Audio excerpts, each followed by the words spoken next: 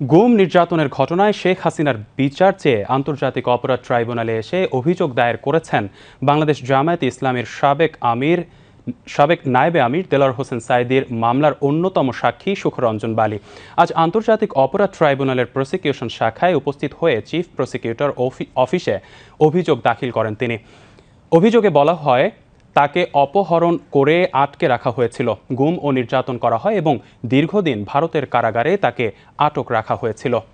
সুখরঞ্জন বালী ছিলেন সাঈদীর মামলার রাষ্ট্রপক্ষের একজন সাক্ষী। ২০১২ সালে আন্তর্জাতিক অপরাধ ট্রাইব্যুনালে সাক্ষ্য দিতে এসে তিনি আদালতে সাঈদীর পক্ষে বক্তব্য দেন। এর কিছুক্ষণের মধ্যেই তিনি আদালত চত্বর থেকে নিখোঁজ হয়ে যান। পরে তাকে ভারতের একটি কারাগারে পাওয়া যায় বলে বিভিন্ন আন্তর্জাতিক মানবাধিকার সংস্থা ও সংবাদ মাধ্যমে প্রতিবেদন প্রকাশ হয়। অনেকদিন নিখোঁজ থাকার পর তিনি বাংলাদেশে ফিরে আসেন। এরপর দীর্ঘ সময় পর তিনি প্রকাশ্যে এসে নিজের অভিযোগ আনুষ্ঠানিকভাবে দায়ের করলেন।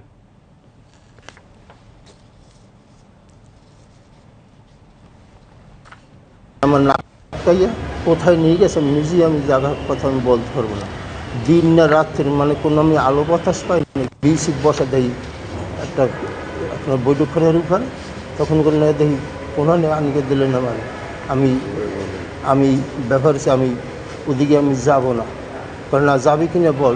না দেখেন, আপনারা আমাকে এত কষ্ট না দিয়া আমাকে সে আপনারা মারিয়ে ফেলেন, আমার সহ্য হয় না।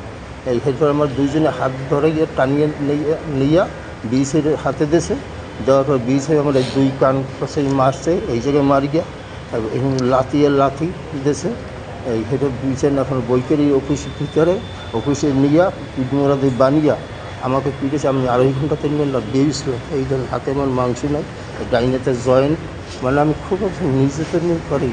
আমি বর্তমানে আছি। আল্লামা দেলোয়ার হোসেন সাঈদীর বিরুদ্ধে সাক্ষ্য দেওয়ার জন্য প্রসিকিউশন বারবার তাকে চাপ দিচ্ছিল, কিন্তু উনি টর্চারিং করেছে। কিন্তু টর্চার করা সত্ত্বেও উনি যেহেতু রাজি হচ্ছিলেন না, সেহেতু তাকে সাক্ষী হিসেবে উপস্থাপন করেনি। টাকার অফার দিয়েছিল, সেটা তো উনি রাজি হন। সব অবৈধ টাকা। পরবর্তীতে উনি যেটা বলেছেন যে আজকের এই পরিবর্তিত পরিস্থিতিতে উনি এই প্রিমিসেসের সাথে, এই ট্রাইব্যুনালের সাথে এবং রাষ্ট্রযন্ত্রে যারা দায়িত্বে ছিলেন সকলকে আসামি করে উনি একটি এফআইআর লজ করেছেন। আমরা এখানে 1 নম্বর আসামি করেছি শেখ হাসিনাকে, যিনি এই রাষ্ট্রযন্ত্রের প্রধান ছিলেন। সুরেন্দ্র কুমার সিনহা, সাবেক প্রধান বিচারপতি, তাকে আমরা 2 নম্বর আসামি করেছি। নিজামুল হক নাসিম, যিনি চেয়ারম্যান ছিলেন, তাকে আমরা 3 নম্বর আসামি করেছি।